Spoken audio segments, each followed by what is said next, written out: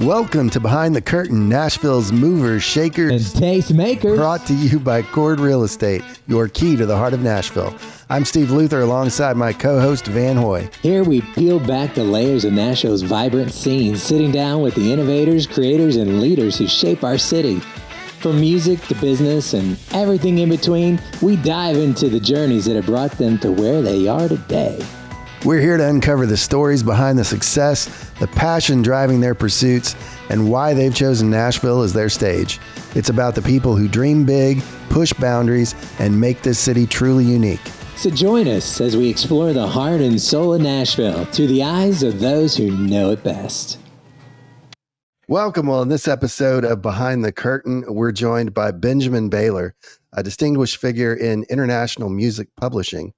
As president of Baylor Music Publishing, Benjamin has carved out a niche in bridging talents across continents, from the musical hubs of Nashville and Munich to the broader global stage. His journey in the industry, marked by early experiences with BMG and innovative ventures like Direct, showcases a pioneering approach to music publishing and digital distribution. With Baylor Music Publishing, Benjamin brings a fresh perspective to the music world, focusing on administration, synchronization, and the nurturing of eclectic songwriting talent. There it is. Welcome to the show. Thank you very much for having me. This was an amazing roundup for sure. In Germany, do they say niche or do they say niche? They actually say niche. Oh, niche. Yeah. Ooh, So I I like adopt it. I like that. You got the Niche. accent from the French, and then that turns it to niche. I like it. Even though See, in we've- French it's obviously niche. We've already learned something. There you go. Yeah. Well, Benjamin, Unnecessary know-how. you began your career in Germany during a pretty transformative period for music. How did those early experiences shape your approach to music publishing and digital distribution? Well, I want to say maybe that started even before I was actually working in the industry, because even when I was in school and, the internet was kind of blooming and it was kind of a situation where we all started to use a little bit of Napster, share some MP3s and tap into the digital world that was known back then. So that's the end of the 90s. So I was to say back then. 1996, 1997, this kind of time. That's when I already knew that this is really interesting and I wanted to do something in that field at the same time. I knew also that the music industry was the place for me to go. So I kind of tried to merge these two fields and really indulge myself in doing things like that. Cool. So your venture Direct, and I don't know if I'm pronouncing that correctly, but We called it Direct. Yeah. Direct. Okay. Direct was very innovative for its time. You were offering live concert recordings on USB flash devices immediately after the shows. What inspired this idea? What were some of the challenges and successes you encountered? So back then, And this was in the 90s? no, that was in 2000 and 2001 I was when gonna we say. started. The 90s would have been CDs, probably. Oh, man. In the 90s, you were like, if somebody was trying to record a show, we were like tackling you and sending you off. You weren't allowed to stay in that venue. We literally had security looking around for people who were Absolutely. recording. Yeah. I remember the first time somebody pitched this idea to us, we were like, have you lost your minds? Do you know what we'd have to go through for all the rights and all the stuff? Oh my goodness. That'll never happen. It'll never happen. But it did. Oh, it did. Oh yeah, it always did. That's why we're here today. So the genesis of this project, I want to call it, was actually that when I was working at BMG, they recorded music videos for literally every single artist that they had on the roster. Now, what that did was the two main outputs basically was MTV and Viva, another broadcaster for music television. Mm-hmm. And the moment that MTV or Viva did not pick a single or the music video, then, it was basically a flop. Right. So, we did some calculations, and at the time, we figured out it was millions that were being spent every week on getting these videos done. Now, recording a video now is very different to recording a video back then. To the younger audience. So that was something, that we laid down and basically said, okay, this is what it looks like. This is how much money you guys are losing every day. Now, broadcast was one thing. Digital broadcast or watching videos on the computer was a wholly different story back then. So we thought, well, it works. We had the codecs and the formats already there. And, you could have these little tiny videos that you could share. Why not look into digitizing all the videos that are being done and basically putting them on a platform and have them shared? Well, we presented this idea, and it was taken down really quickly by the guy that was running the shop back then. And he said, well, you guys are too young. You don't have the rights, basically go back into your stable and do your job. Sure. So that was the one thing. But then it just didn't leave us. So we just kept developing this idea, and we just kept, working on the whole thing. And then a few years later, we both first had a job, and then we went to university, my partner and I back then. And what we then, experienced was the USB flash device was something that people liked because it was a transportable format for data of any sorts. So, well, I guess we just, merged the initial idea with the idea of a USB flash device. Plus, in all honesty, if we would have wanted to record videos and put them on DVDs, that would have been way too expensive. Right. So that's why we focused on that. Plus, the problem back then was that the data was quite expensive, right? So we had to limit it to sound only, even though video was always on the agenda, if you like. Sure. And then, we started recording the musicians on stage and big bands actually at some festivals as well. So the first festival that we were at was the Nova Rock Festival in Austria, where you have like 80,000 sold tickets a day. And that's where we started out. And I had the pleasure of negotiating all these deals, sometimes behind the stage, or I should say under the stage, Oh, yeah. And yeah, that was fun. Looking back was like completely crazy, but it was fun for sure. So yeah, that's what we did, and then we did that for a couple of years until I guess the whole the hotness of the flash sticks basically was gone a little bit, and plus everything else became way more digital, and people started using music, on iTunes and things like that. Right. More. Yeah. So Baylor Music Publishing is very focused on boutique solutions for songwriters and publishers. Share more about what sets your company apart in that way and its supporting its clients. So first of all, with the German background coming to Nashville, I think I'm a bit of an outlier in that I'm not focused on country music. So I'm working a lot in dance house, EDM, and pop. Cool. And my, personal rock side wants to sign rock bands as well. So that's what that's what I've been doing for the last few years as well. So that's one thing that I guess sets me apart. The other thing is I do like working internationally with a lot of different songwriters from America, but also from Europe, from Australasia, literally everywhere around the world, where people can write songs is what I'm after. And what comes with that is also a network of partners, so as in publishers who trust in my company for collection in North America, or American publishers that we represent over in Europe. So what comes with that is the need for pretty critical understanding, I want to say, about how performing rights organizations work around the world, and the challenges that each of them is facing in the particular territory. Mm-hmm. And it's fun. Oh yeah. You've got a strong focus on synchronization for TV and movies as well. What's a project you've worked on that's particularly memorable? Well, there were a few movie projects that we worked on, European movies that also made it internationally. One of them has been receiving some awards in America, even at the festivals.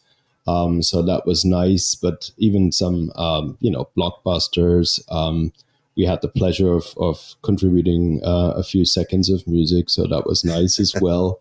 It's always exciting. It is very exciting. Yep. Oh yeah. And the whole, I want to say, psychology behind getting music into moving picture is amazing, because it has such a big impact on the actual picture, or the meaning, I should say, of the particular picture that you see as the audience. They like a lot of people don't probably realize what the music does to the scene or to the actual thing that's going on the screen, but it plays a big role. So is it for people who are watching? Is it a better get to get the a key scene, or like the intro or the outro or whatever? I mean, when I'm watching a movie, what should I be like? Oh, there it is.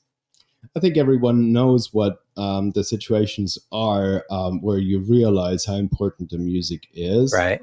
But I think the art, especially for music supervisors, is to pick the song that has the right mood for the right scene, and create something that is very untangible, but plays a large role in the movie. Yeah. So I guess the slower, Top Gun, you can just instantly hear the music. Yeah, right? Yes, for sure. Yeah. That's Harold's doing. Yes, for sure. I mean, everyone has that sound or the song in their heads instantly. So it does a big thing. At the same time, if you're thinking about slower movies, then the tension that you can create with music just exceeds the actual picture that would be rather dark and not much to see without the music. So, they say if you watch a horror movie on silent, it's not scary at all. Doesn't do anything, right? So well, depends on the splatterness. Well, well, it's just chocolate sauce. Isn't that what we learned from Alfred Hitchcock? Yeah. And chop chop it is too, like it has to be always quickly and it's an interesting field of work for sure. Well, your work spans various global music hubs, including Nashville and London, Berlin. How do you navigate the creative and the business landscapes in those diverse cities? How do I navigate it? Well, I guess the most important thing in all of this is the human contact that you have with the people. And there has to be a sort of, it's trust and it's friendship. And it is, playing off the same chords, if you like. So you have to be on a certain same level with the people that you're working with. I think this is vital. If you're an indie publisher or indie individual in the music field generally, I think this is very important. And it doesn't matter if you're in America or if you're in Europe or if you're everywhere. It's always like that. So the personal touch is very important. Are you focused on trying to find the song, or are you focused on just trying to nurture writers and just churn out as much as you can? Well, we all are looking after the song, right? That's the fun about this. At the same time, in order to find that song, there's a lot of songs that are being created, and these songs need to find homes as well. So it's a balance, and I think that's the most important thing about this very digitized industry that we're in. You have to find a balance between what actually drives you and what you can actually achieve without burning out. I think that's a very important point. So how much of your time do you spend like just listening to the songs? Well, I mean, is it just I don't hours wanna- a day? Yeah, it is. I don't want to separate it from the other things that we're doing as publishers. Right. But listening to songs certainly is, I don't know, maybe 60, 70% of the time. Mm, I mean, if I'm working on a contract and if I'm, looking at numbers or whatever, right. I'm not listening to music course. for sure. But, the rest of the time you have to listen to what people are sending you. Right. And they also, everyone, I think everyone is used to this now, but everyone wants a quick response as well. Right. So, yeah. Man, I remember back in the day, it was all that unsolicited stuff. We just return to sender. Yeah, not solicited.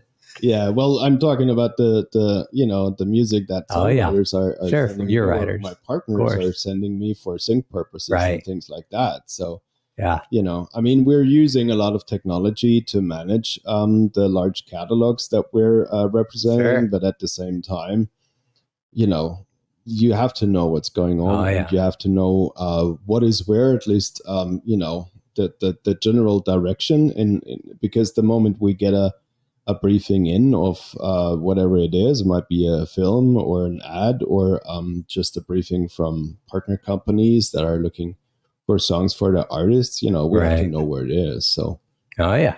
Now, Ivan, you've got an advantage on me here because you've got a music background and I do not. But over the years, we've talked about this. You said you as a manager, you always, had bands kind of at different phases. You had like your developmental bands, the ones who are working, the bread and butter, those who are legacy that just made money. Yeah. Do you have the same thing on the publishing side of things? Do you have like certain artists that you've got in sort of this development world, and you try to keep people in different segments? Or I want to say no matter what stage you're at in your career, but the development never stops. And the most important thing with that is that even if you have reached some sort of success in this industry, and you're making money, and it's going well and all of that, the driving factor why you started with music in the first place is because you have the innate ability and necessity to create. And what comes with that sometimes is anxiousness, or sometimes is the challenge with yourself to change yourself, or you feel like you have to change yourself. So what comes with that is the constant need to create something that's different. And then I guess in partnership with the creators, it is our job to navigate through that, and also, make sure that the majority of the works that they're cranking out is something that we can find a good home for and make some money with. So I found that songwriters were a humble group too, because they were always open to co-writes. They were always open to meeting new young writers, whatever. It wasn't just, okay, I'm this established person. Obviously. I agree. They were really that's what's driving respectful people of each other. And man, the money, right? They are my next door neighbor. One of his many claim to fame was he wrote part of this Dirty Dancing soundtrack, and so he called it mailbox money. Right? That's what he lived on, mailbox money. He'd say, "I'm going to work." He'd walk out to the mailbox, right? Yeah. There it is. Oh, he just put up, and the check would be in the mail. He would just hold it up in the air at me. And he's like, "Yep." You're talking 2.5 men here. Right? Exactly. So it was pretty fun. Yeah, good old mailbox money. And yeah, I guess we all don't mind that, but the truth is, it's hard work to get that mailbox money. Oh yeah. And as per usual, with the movies or with the TV show in this instance, it's not everything is bliss and fun. It's not all dirty dancing. Yeah. But for sure, I think, for me, it's the best industry to be in. So I do like real estate. Don't get me wrong. Well, you got to have somewhere to put all that mailbox money. Right. Yeah, come on. You talked about how artists are so open to working with each other. Part of what we've talked about with other people is how collaborative Nashville is. Oh yeah. Which is probably because of the music industry being so rooted here. Do you find that to be the case in some of these other places like Berlin or London? Or? Yeah. So I think Nashville is Nashville. The way that it works is very unique, and the partnerships that you can find here and the friendships that you can find here are very unique. The same goes for different territories and different scenes. I mean, LA has a similar thing, and you will always find groups of people and friends who like working with each other, and they've been doing this for years, and they will continue to do so. And that's the same in Berlin, for example, as well. In saying that, a lot of times around the studios that you find in Berlin, you also have then groups of songwriters. So it's not necessarily the publishers that form these groups. It's a lot of times the producers that are there, and it's just, a collective collaboration setups that merge together and work together. And it's a bit of a different thing when it comes to, an artist is being sent to a particular producer, and then they are working with that group that is there. So that's more a thing that you see in these kind of territories. So it's not that the song is there and then you find a recording anymore. That also happens, but not as much as it used to. So I guess that's one of the biggest differences. And then the collaboration, especially in dance and house and EDM and these kind of genres, is really limitless. Like there are no borders, there are no culture circles, there are no, like, it doesn't matter. It really is dulled down to the music. I shouldn't say dulled down. It's it's not about anything really. It is friendship and it is communication for sure. But the music really drives the collaborations then. Well, the music industry has changed a lot over the last 10, 15 years. Tell me about it. It does every day. I think, sort of that intersection of technology and music has been a big passion of yours. Where do you see that relationship evolving, and what are some of the innovations that you see coming down the road that you're excited about? Well, or not excited about? If let me put it this way: if there are cracks in digitization, then you would see them right now. The issue is you can't see them because it's digital. I think the biggest change that we all know about since last year is artificial intelligence and the outcomes that are looking scary in parts, and in other parts are not that scary because people can actually make use of them and apply them in their daily work and make things easier. That's at least what we're trying to do on the music publishing side with the big data problems that we're facing. And in parts it helps. Then, of course, there's the con side, which is you don't know if you can trust it 100%. Right. That's one thing. The next thing is it can create music very, very fast. Is that music going to be good to human ears? We don't know. There are hit and miss scenarios right now. I think what I found really interesting is to see how fast vocal edits have changed with artificial intelligence. What I mean is you can listen to something right now. It will be created by artificial intelligence, and it will be very hard to hear if it's human or not. And that's something that I did not expect in, let's say, October, September last year. So that's definitely something that has changed, or that is kind of scary because it's a development that happens so fast. Right. So I think with everything in life, there's good and bads. Sure. And so I think here's a thing, and people might not like this, what I'm going to say right now, but okay, here we go. I think bracing. I think talent is talent, right? Right. So there is a certain portion of talent that everyone has.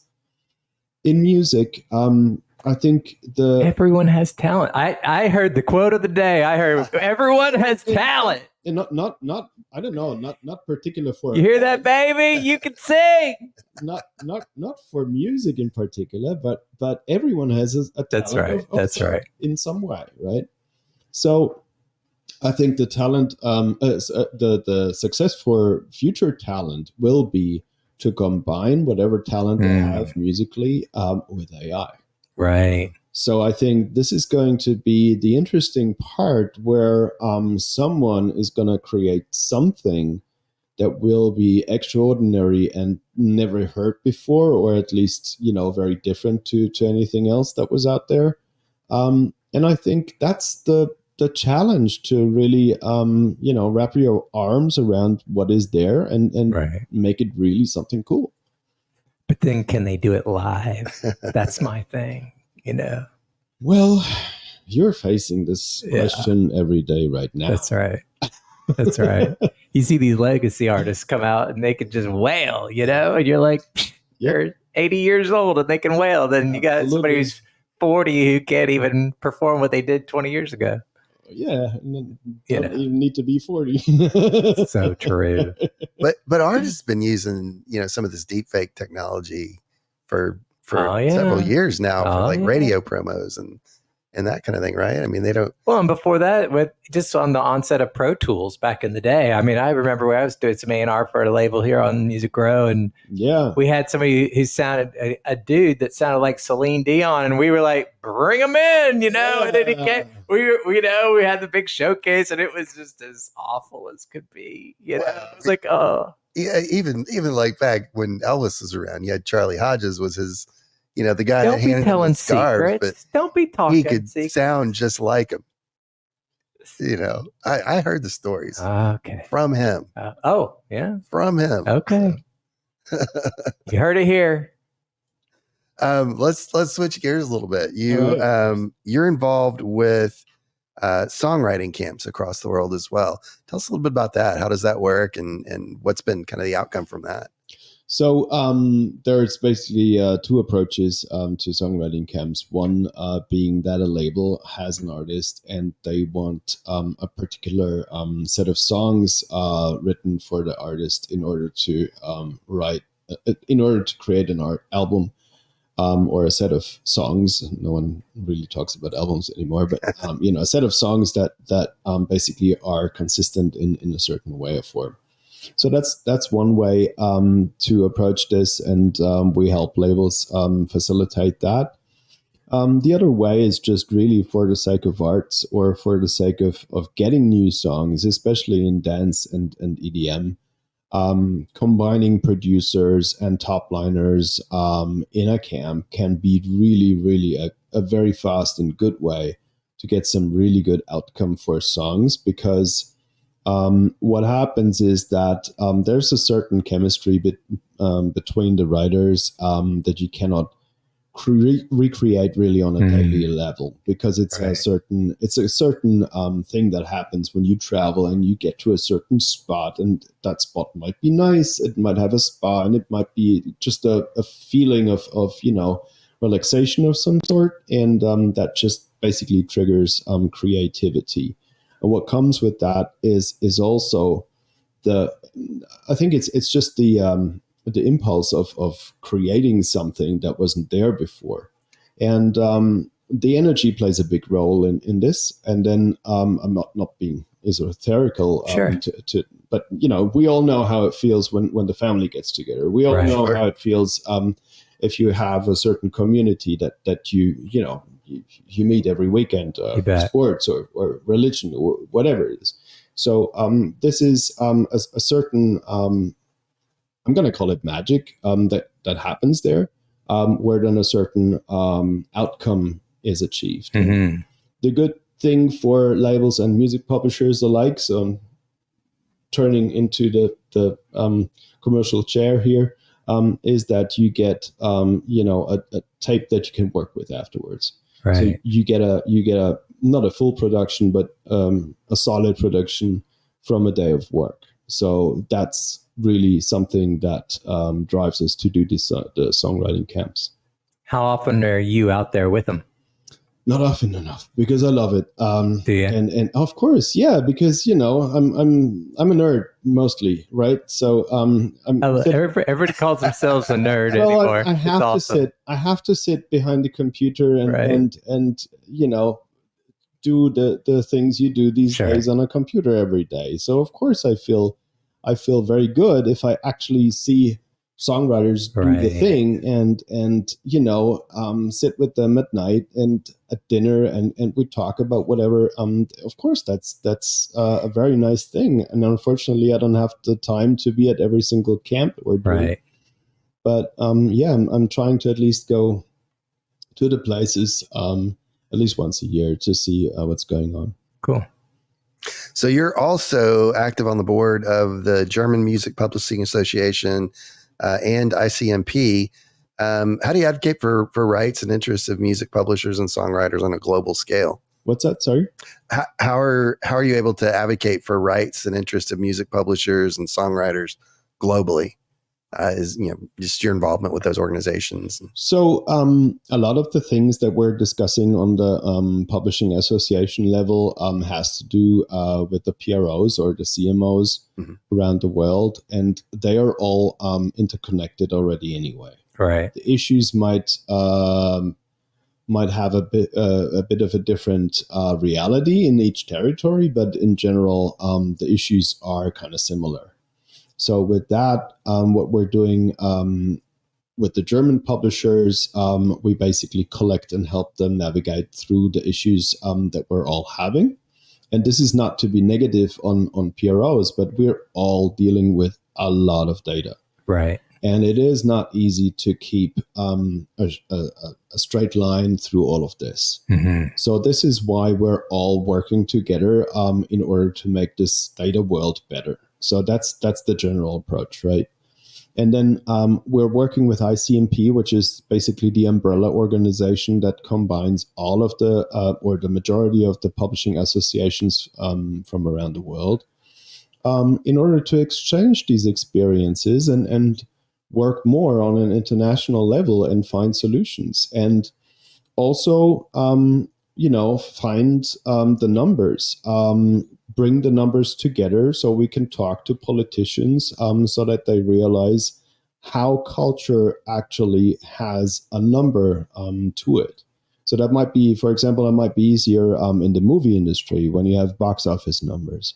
But in the music industry, where you have different fields, where different revenues being made, live, master side, recordings, publishing, there's a bunch of different areas, and we're representing the publishing scope, and with that, the songwriters, so that countries realize the value of IP, as we say, or the copyrights, the songs. Are you familiar with the new law they passed here in Tennessee? The Elvis law? Yeah, for sure. Did you were you involved, or do you have any opinions? I'm not involved, and I think it's a good approach. On my first read, it sounded great. Yeah.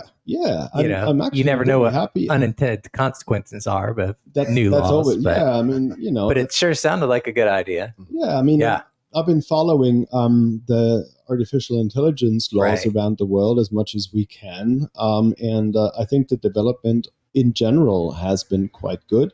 And I have to be honest, I didn't expect that. Yeah, I didn't either. When we first looked into this in March last year, so really 12 months ago, I did not expect the politics to move so fast. Right. Like this. So it is Music City. Well, I'm talking worldwide. That's I'm talking. I'm talking about the European Commission. Oh, really? Okay. I'm talking about Washington. I'm talking about all these things that were put into play.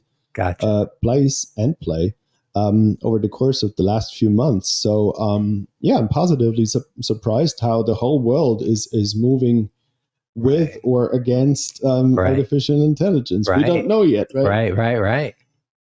with the massive Are we amounts even here? I know, right? Is this a simulation? Oh god! Oh. No. with the massive amount of data that you've got to deal with, and all these digital rights management issues and distributed computing and all this. Do you see crypto, blockchain, and in those conversations? Is that a role that maybe AI starts to play? Where do you see that part going? So blockchain obviously had its heyday like nearly 10 years ago. And the truth where it actually materialized is the cryptocurrencies. That's where the actual application for it is. I knew that the banks were thinking about it. I don't even know if they do now these days or not, or if it's the original database model. I think that first of all, it's a tool, right? It's not something that is innately able to change the world, and we don't even know if AI is able to do that, because it's basically just giving you a different variety of what's already been there. So that's the fact. How big of a role can it play? Well, let me say this: it would be a massive help for the industry if it was possible to allocate rights at a in a blockchain kind of way. Mm-hmm. It would be helpful for sure. I don't think we're there yet in terms of the legalities that are just set up in every different territory. So I would like that as a publisher, yes, for sure. But at the same time, it's the human factor that you have to think about. And that's what's been causing the problems of the past, because we're not only looking at a data set that is only digitized to a certain extent, it's also digitized in different manners. And that's the problem, because humans were doing the job. And that's why we have different setups. So I guess what I'm saying is, if you're to apply this tool now, you would have to make sure that everything is cleared up first, because otherwise you're just putting your I wanted to say stick in the dirt, but that's not what I mean. It's something that is not clear. So, right. Sure. Yeah.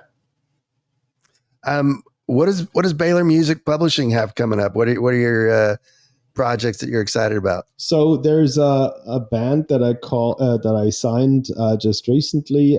They're called Fusio. The singer is from Nashville, the producer is in LA, and the other songwriters are in Germany and in France. So It's truly an international. And the singer here from Nashville is also writing the songs. Or at least co-writing with the other people. That's truly something that I'm really excited about. What genre is that? See, I want to call it a mixture of rock, pop, fusion with the 80s. So you will hear a lot of synth in there. You'll have some brass sections in there, and it's fun. Absolutely. Yeah. Wow. I'll leave you with the link. I was going to say, where are the samples? Yeah, absolutely. No samples. No samples. So that, and then a couple of new signings. We're teaming up with Audi. Audi, that's cool. You know her? Very cool. Crystal has been one half of Sons of Daughters in the past as a country duo, and now it's a pop project with a little bit of an alt vibe. It's very cool, and there's like 10 more, but how much time do we have? Yeah, really. We should be like, it's putting in the music, playing it right now. Yeah. Well, unfortunately, that's kind of time. But it's been. Are you cutting us off? Really? You're so rude. He's so rude. Gosh. We nearly have an hour already. I didn't. Yeah. I'm so sorry, guys. No, don't be sorry. It has been an absolute pleasure. We really appreciate you doing the show. And Absolutely. If someone wants to get a hold of you, I don't know if you want them to get a hold of you, but Absolutely, anytime. what's the best way for people to reach Look out. Here we go. It's the best way is info@baylormusicpublishing.com. So Baylor is Bailer.